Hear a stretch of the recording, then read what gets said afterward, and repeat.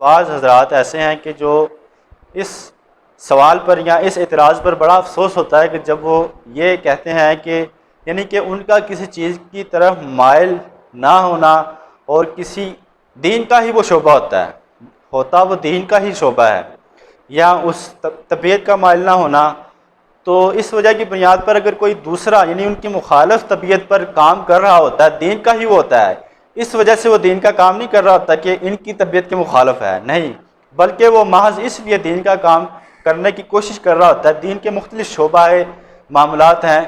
سینکڑوں شعبہ ہیں دین کے، تو ان میں سے کسی بھی شعبے کے لحاظ سے تو جب وہ کام کر رہا ہوتا ہے تو اس کی جن کی طبیعت اس طرف مائل نہیں ہوتی تو وہ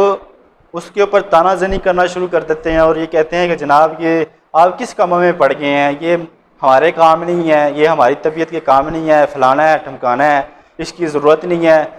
یعنی ایسے جو سے نا معاملات کرنا شروع ہو جاتے ہیں۔ حالانکہ جو بندہ اس فن میں کام کر رہا ہوتا ہے اس کو اس کے اپنے فن کی اور اس فن کی اس کو بڑی قدر ہوتی ہے، اور وہی بندہ پہچان سکتا ہے کہ جناب اس فن کی کہاں کہاں پر کس وقت کس لمحے ضرورت پڑے گی۔ ہمیں یہ نہیں دیکھنا چاہیے کہ ہماری طبیعت کے مطابق ہے کہ نہیں۔ جو ہمارے علماء کرام ہیں، جب آپ عالم دین بنتے ہیں تو آپ کو ہر قسم کے بندے آپ کے پاس آتے ہیں، تو آپ کو ہر قسم کے لحاظ سے جو کتابیں ہیں، جو کچھ بھی ہے لٹریچر وغیرہ یا فی زمانہ جس سے لوگ جو ہیں وہ گمراہ ہو رہے ہیں، اس لحاظ سے آپ پڑھیں۔ آپ کی ذمہ داری بنتی ہے تاکہ آپ ان لوگوں کو گمراہ ہونے سے بچائیں۔ اب یہ کہہ کے ٹھکرا دینا کہ جناب یہ ہماری طبیعت اس کی طرف مائل نہیں ہے، ہمارا شوق نہیں ہے، ذوق نہیں ہے، فلانا ہے ٹمکانا ہے، تو وہ حدیث پاک جس میں رسول اللہ صلی اللہ علیہ وسلم نے ارشاد فرمایا کہ جب لوگ گمراہ ہو رہے ہوں اور اس عالم دین کو پتہ بھی ہو، اس کو علم بھی ہو کہ ان کو میں بچا سکتا ہوں، لیکن وہ نہ بچائے ان کو، تو رب ذوالجلال والاکرام بھی اس کے اوپر لعنت بھیجتا ہے، اس کے فرشتے بھی، اور کائنات میں جتنی بھی مخلوقات ہوتی ہیں وہ ساری کی ساری اس عالم دین کے اوپر لعنتیں کر رہی ہوتی ہیں کہ وہ اس کا جو منصب ہے وہ اپنے منصب کی ڈیوٹی نہیں نبھا رہا۔ تو ہمیں یہ چاہیے کہ جو بھی بندہ جس بھی شعبے میں کام کر رہا ہو، ہمیں اس کو ٹوکنا نہیں چاہیے، اس کی حوصلہ افزائش کرنی چاہیے، چاہے وہ جیسا مرضی شعبہ ہو۔ ہمیشہ یاد رکھیں جو کتابیں اور علم ہوتا ہے اور فن ہوتا ہے وہ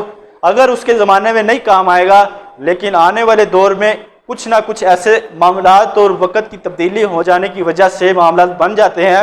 کہ پھر ہم تلاش کرتے ہوتے ہیں ان علوم و فنون کے ماہرین علماء کرام کو اور ان کتابوں کو۔ تو جو بندہ جس بھی لحاظ سے دین کی خدمت کر رہا ہے تو اس کو کرنے دیں، اس میں کسی بھی قسم کا کوئی اعتراض نہ کریں۔ ہاں اگر کسی بھی اعتبار سے اصلاح کی نیت سے آپ اسے کہتے ہیں کہ یہ کام ایسے نہیں ایسے ہونا چاہیے، یہ چیز ایسے نہیں ایسے ہونی چاہیے، اس کو تنقیدی نشانہ نہ بنائیں۔ ابتدائی طور پر اگر کوئی ایسے معاملات وہ کرتا ہے پھر بھی آپ اس کے اوپر نظر شفقت رکھیں۔ اگر آپ اس کے اوپر نظر شفقت شروع سے نہیں رکھیں گے تو وہ خود اس کام سے متذبذب اور متنفر ہو کے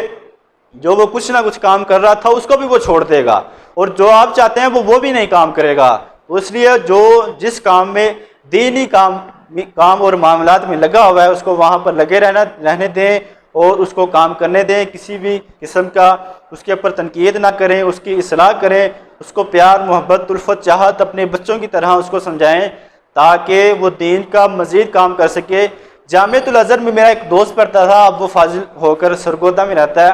تو میں نے اس سے جب یہ معاملات پوچھے کہ اختلاف رکھنے کے اعتبار سے پاکستان میں تو بر صغیر میں تو بہت معاملہ خراب ہے کہ ہم تو اختلاف کو بھی مخالفت سمجھ رہے ہوتے ہیں، حالانکہ ایسا نہیں ہے، اختلاف اور مخالفت دو الگ الگ چیزیں ہیں، انشاءاللہ پھر اس کی وضاحت کریں گے۔ تو میں نے پوچھا کہ وہاں پر اگر کوئی بچہ کوئی عالم دین اپنے استاد سے اختلاف رکھے کسی بھی مسئلے میں تو اس کے لحاظ سے اساتذہ کرام اس کو کیا یعنی اس کے ساتھ کیا رویہ کرتے ہیں، تو میری حیرت رہی کہ جب اس نے کہا کہ جب وہ کسی عالم دین یا اساتذہ میں سے کسی کے ساتھ علمی دنیا میں رہتے ہوئے دلائل کی روشنی میں اگر وہ اختلاف رکھتا ہے تو وہ اس بچے کے اوپر خصوصی شفقت فرماتے ہیں اور اس کو شاباش دیتے ہیں کہ تم نے میرے ساتھ اختلاف کیا ہے، میرے موقف کی مخالفت کی ہے دنیا دلائل کی دنیا میں رہتے ہوئے۔ وہ اس طریقے سے جو ہے اپنے بچوں کی رہنمائی کرتے ہیں، اور آہستہ آہستہ جب وہ پورا ایک نکھر جاتا ہے بچہ، پورے علوم و فنون کا ماہر ہو جاتا ہے، پھر وہ جو ہے اساتذہ کرام پھر اس کو یہ سمجھ آتی ہے کہ اگر میری شروع سے ہی تنقیدی نشانہ بنایا جاتا تو میری صلاحیتیں وہیں ختم ہو جانی تھی، لیکن وہ ایسا نہیں کرتے۔ وہ بچے کو چاہے وہ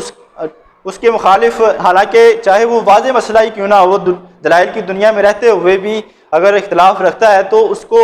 اس کے ذہن کو اور اس کی صلاحیتوں کو ختم نہ کرنے کی وجہ پر اس کو تنقیدی نشانہ نہیں بنایا جاتا، بلکہ اس کو پیار اور محبت اور شفقت کے ساتھ اس کو دلائل کی دنیا میں دلائل دکھا کر اس کو مطمئن کیا جاتا ہے، اور باقی مزید تحقیق کے لیے اس کے دروازے جو ہیں کھولے جاتے ہیں۔ کاش کہ ہمارے مدارس میں بھی ایسا ماحول بن جائے، تو کیوں نہ ہمارے مدارس سے اب بھی وہ رازی، وہ فخر الدین رازی علیہ رحمہ، امام غزالی علیہ رحمہ جیسے علماء کرام کیوں نہ نکلیں، وہ سب نکل سکتے ہیں، بس ہمیں تھوڑی سی توجہ کی ضرورت ہے۔ یہ ایک مؤدبانہ گزارش ہے، کوئی یہ معاملہ نہیں ہے کہ میرے اوپر آپ فتوے لگانا شروع کر دیں، ایسا نہیں ہے۔ یہ مؤدبانہ میں نے ایک چیز محسوس کی ہے، ہمیں وسعت ظرفی کے ساتھ کام لینا چاہیے، تاکہ ہمارے جو مدارس کے طلباء کرام ہیں وہ ہر میدان میں اپنی صلاحیت کا اظہار کر سکیں۔ رب ذوالجلال والاکرام سے دعا ہے کہ